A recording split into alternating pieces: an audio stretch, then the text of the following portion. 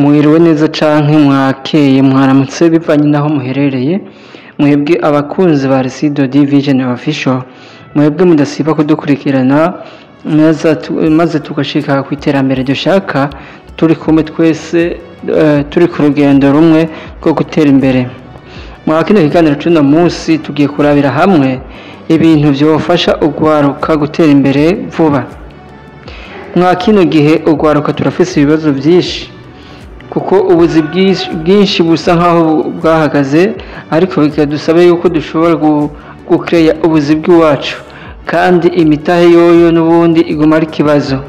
Uyu munsi rero nashatse kubagirira ikiganiro mu kurabira hamwe ibintu 10 byo dufasha kugira umurimo, kugira tubashe gutera imbere. Turaza kurabira hamwe ibintu 10 byo dufasha gutera imbere. Turahera guca mbere, kwiga ubumenyi ngirakamaro, skills. Ico nico ca mbere. Ica kabiri, kugira intego n'ishaka. Ica gatatu, gukoresha neza umwanya. Ica kane, gushira imbere discipline no kwiyemeza.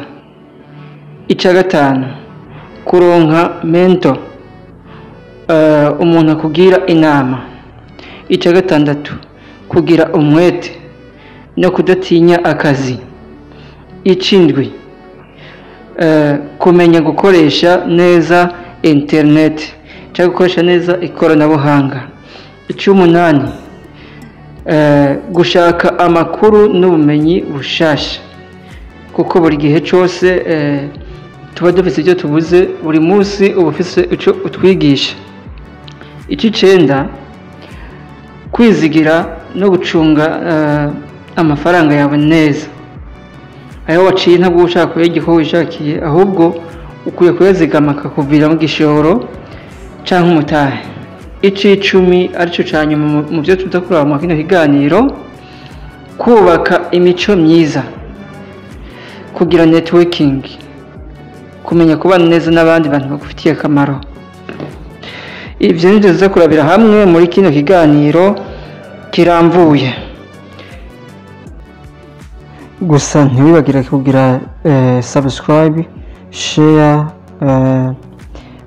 j'aime, ariyo like ndetse na commentaire.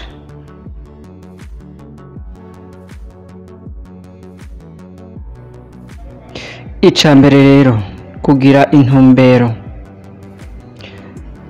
Tubisubiremo, ica mbere ni kugira intumbero.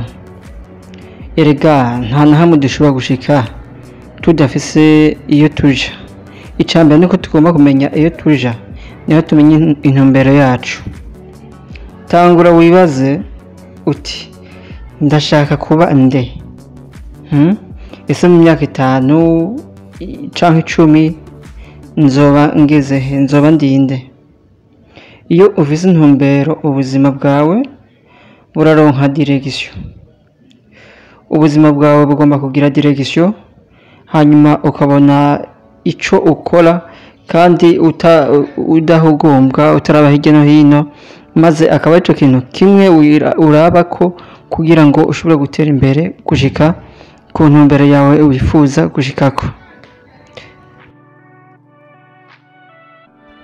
Ikintu ca kabiri, kwiga no kwihugura mu bumenyi. Mwana wa mama, uramenya isi irahindagurika kandi ihinduka buri gihe, buri munsi. Hitamo rero ikintu ugomba kwiga kijanye n'igihe ca none. Ushobora kwiga ibijanye na mudasobwa, ikoranabuhanga, ukiga management, ukiga multimedia, ukiga digital marketing, kugira ngo ubashe kwihigira imishinga yawe bishobora kugufasha muri kazoza, kuko isi y'ubu isigaye yarahindutse.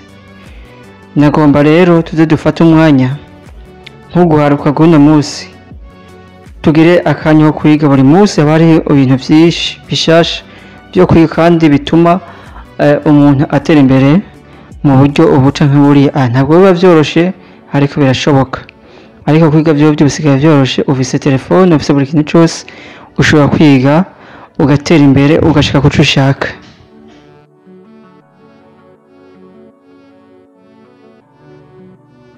turabanguka cyane. Icya gatatu ni kugira disipurine. Kugira disipurine bivuze iki? Ujya mu buzima ntacyo ushobora kwiga cyangwa ngo ugire icyo ushitse ko ata disipurine wihaye. Icya mbere ni kuha disipurine y'ibyo ugomba kugerako, y'ibyo ugomba kwiga. Ukiga kurinda igihe, kugira ku gihe, ukiga gukoresha ubutunzi bwawe neza, ukirinda gusesagura muri rusange no gukoresha neza ubutunzi ufise bwaba buke canke bwinshi. Ukiga no gukoresha igihe cyawe neza. Ivyo nivyo bita kugira disipurine mu kazi, na cyane cyane muri uru rugendo rw'ubuzima uba ugomba kugera ko mu iterambere ryawe, ugatera intambwe nziza cyane.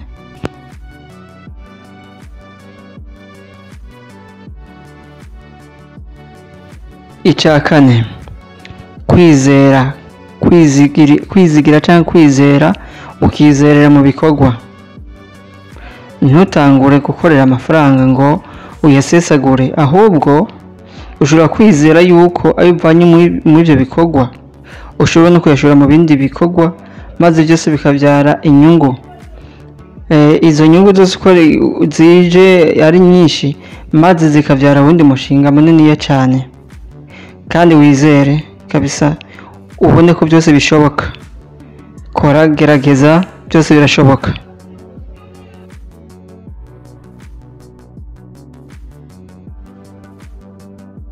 Icya gatanu, gushaka akazi cyangwa kwihangira akazi, kwihangira umurimo mu gihe atakazi ushobora kuba woronka. Erega nimba akazi kataboneka utari kurakabona, ntibisobanura ko atakazi kahari. Tangura n'utuntu duto, kwaba kudandaza, gutunganya imyuga cyangwa gutunganya imirimo iyo ari yo yose. Byose niyo nzira bishobora kuguha amahirwe yo kurondera akazi kavuye muri wewe nyene, kandi byose.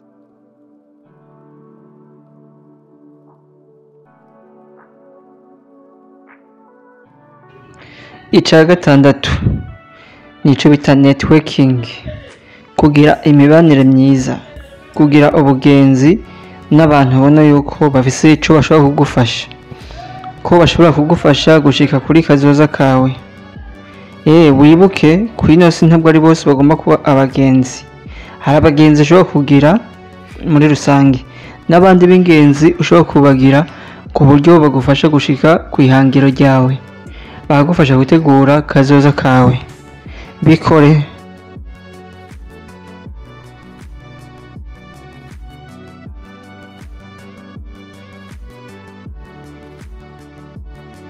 Turagenda ku cindwi, kiravuga kiti gira kwihangana no kudacika intege. Inzira y'iterambere irimwo intambamyi nyinshi, ariko uwihangana arabishikako pe. Buri munsi n'akaryo keza ko gushika hafi y'indoto zawe. Gerageza wihangane, ugerageze, kumbure hari igihe ushobora kuba ubivuyemwo kandi byari bigiye gukunda.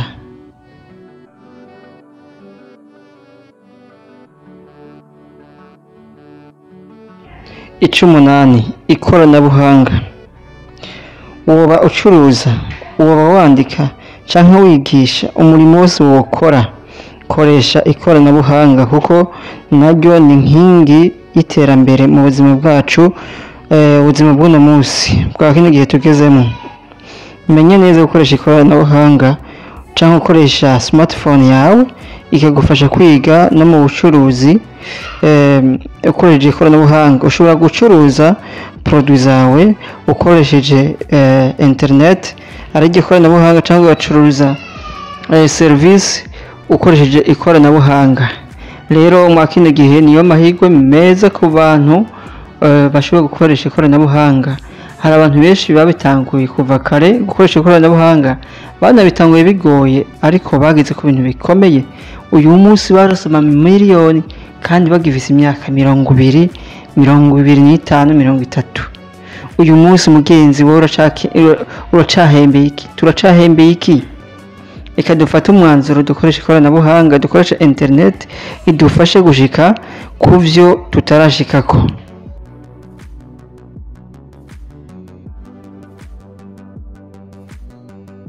Icicenda, koresha impano yawe. Mu gukoresha impano yawe rero bivuze iki?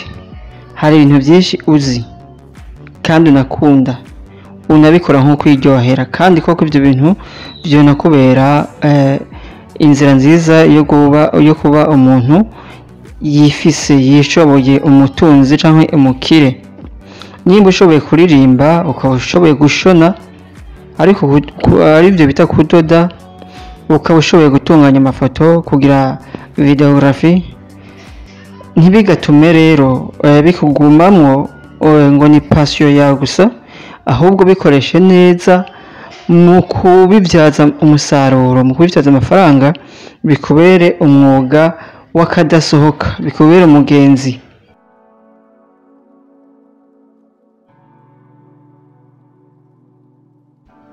Turagiye ku canyuma c'icumi. Icanyuma rero kivuga kiti kwiyobora ubwawe. Kwiyobora ubwawe bivuze iki? Muri rusange kwiyobora ubwawe bivuze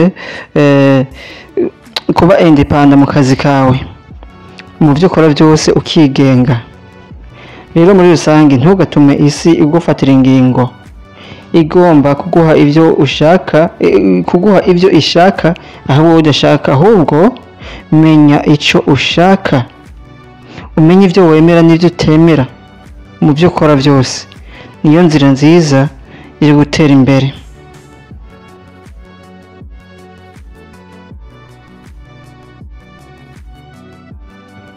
Mwakoze kutwumviriza rero, Imana ibahezagire, ibane namwe.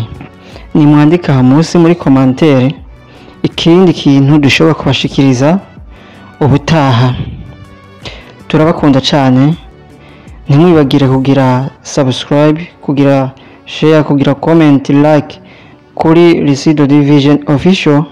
Turabakunda cyane, tubandanye dufatanye mu nda mu muryango wacu wa Resido Division Official, maze tugire amahirwe, tugire n'amafaranga, tugire iterambere.